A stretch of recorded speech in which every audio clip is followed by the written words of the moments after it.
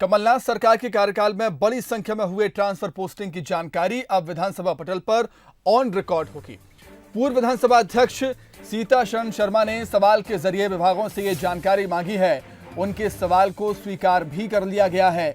हालांकि विभागों ने विधानसभा सचिवालय से अपील की थी कि इस सवाल को स्वीकार ना किया जाए, लेकिन जीएडी ने यह अपील मानने से इनकार कर दिया। सीताशरण शर्मा ने अपने सवाल में यह भी पूछा है कि ये तबादले किसकी अनुशंसा पर किए गए हैं। साथ ही उन्होंने तबादलों के चलते सरकारी कर्मचारी और अधिकारियों पर खर्च की गई राशि का ब्यौरा भी मांगा है।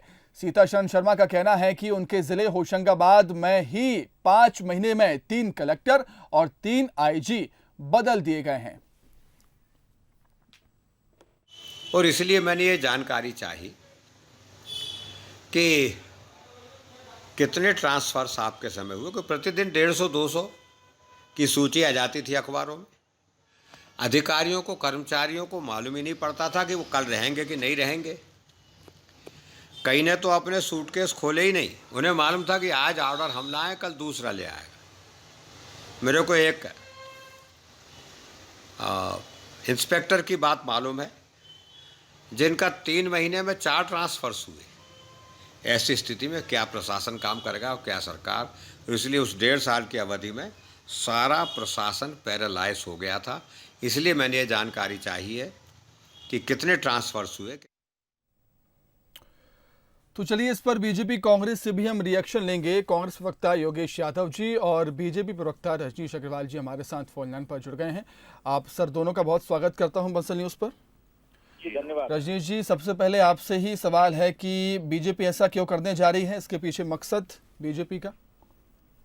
नहीं, भारतीय जनता पार्टी के विधायक हैं, सम्माननीय पूर्व विधानसभा अध्यक्ष हैं और ये विधानसभा के अंदर के गतिविधि है, उनका नियम है। उन्होंने सवाल लगाया, उनका उत्तर है।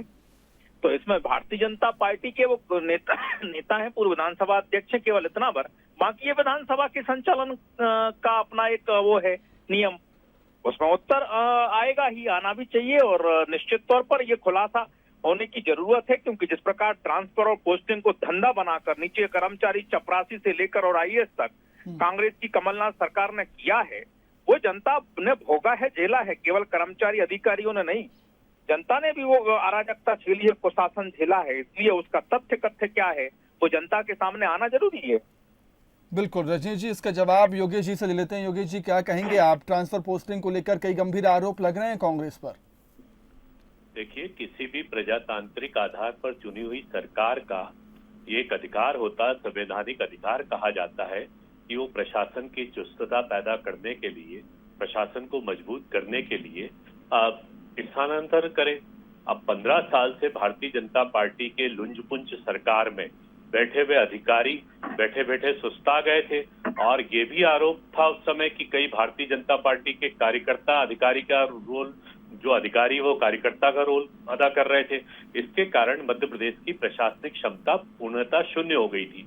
और मध्य प्रदेश की भारतीय जनता पार्टी की सरकार के कारण मध्य प्रदेश की सरकार डायलिसिस पर आ गई थी। और एक प्रजातंत्र में एक संवैधानिक प्रजातांत्रिक अधिकार रहता है, और यही बात विभागों के सभी प्रमुखों ने कही। जीएडी ने जब इस मामले में आपत्ति की और कहा कि ये सीताराम शर्मा जी के प्रश्न का उत्तर दिया जाना चाहिए, तो विभागों ने इसकी आपत्ति ली। यदि इसी तरह भारतीय जनता पार्टी का राजनीति दबाव बढ़ता रहा, और ये सब उस चुनाव के परिप्रेक्ष्य में किया जा रहा है, एक दबाव बनाया जा रहा है, इसका राजनीतिक पूर्वाग्रह इसमें स्पष्ट नजर आ रहा है। आप जानते हैं कि तबादले होने के बाद मध्य प्रदेश में सरकार चुस्त सरकार हुई थी। भू माफियाओं पर, खनन माफियाओं पर इन लोगों को तकलीफ पहुंची थी, और इन जो अधिकारी वहां पर वर्षों से बैठे हुए थे उनका संरक्षण प्राप्त था। अब उन अधिकारियों को यदि हटाया गया या उनका ट्रांसफर किया गया, तो ये एक सरकार का अपना प्रजातांत्रिक सरकार का अधिकार है। मैं पूछना चाहता हूं, भारतीय जनता पार्टी के अब 150 दिन के कार्यकाल में जो ट्रांसफर हो रहे हैं, तो सीताराम शर्मा जी क्या इस पे भी एक प्रश्न करने के लिए तैयार है कि अब ट्रांसफर क्यों किए जा रहे हैं और किसके किए जा रहे हैं? तो सवाल तो यहाँ पर भी बनता है। अभी भी शिवराज सिंह जी ने काफी ट्रांसफर किए, जबकि ये सरकार प्रजातांत्रिक तरीके से चुनी भी नहीं गई है। उसके बाद ट्रांसफर, क्योंकि ट्रांसफर की प्रक्रिया एक अधिकार होता है किसी भी सरकार का। हम यही चाहते हैं कि इसको राजनीतिक पूर्वाग्रह से ना देखते हुए इसको चुनावी हथकंडा ना बनाए, सरकार चुन जाने दीजिए, सरकार पुनः कांग्रेस की आने वाली है, फिर हमारा कल सवाल खड़ा हो जाएगा। 150 दिन की सरकार में आपने कितने ट्रांसफर किए? शिवराज सिंह जी ये भी बता दीजिए। आप भी थोक में राजीव ट्रांसफर जी, कर रहे हैं। लेकिन सरकार आपकी थी 15 सालों में, तब भी आपने काफी ट्रांसफर किए। सवाल तो सही है कांग्रेस का कि जिस देखिए, तरीके से हमने ट्रांसफर किए शासन के जो नियम धर्म के मुताबिक किए। एक आदमी का 4-4 बार 5-5 बार ट्रांसफर, वो एक जगह से रिलीव नहीं हो पाया, दूसरी जगह ज्वाइन नहीं कर पाया, तीसरा ट्रांसफर, चौथा ट्रांसफर। और आप मीडिया के लोगों ने दिखाया है, नेशनल न्यूज बनी है साहब मीडिया की, चाहे वो प्रिंट मीडिया हो, इलेक्ट्रॉनिक मीडिया, धंधा बना के चलाने का काम किया है। और अधिकारी कर्मचारियों के वो हाल बयान आप लोगों ने भी बखूबी किए हैं। ट्रांसफर पोस्टिंग करने का हक होता है, लेकिन धंधा बना के नहीं, लूट मचाने के लिए नहीं। और कह रहे हैं कि कितने ट्रांसफर पोस्टिंग किया, हाथ कंगन को फाड़ती क्या, पढ़े लिखे को फाड़ती क्या, आपका काम भी हम करने लगे क्या? बिल्कुल बिल्कुल राजीव जी, मतलब जिस प्रकार से कांग्रेस चल रही है वो ये भी है कि उनका काम हमें दे दे ठेके पर।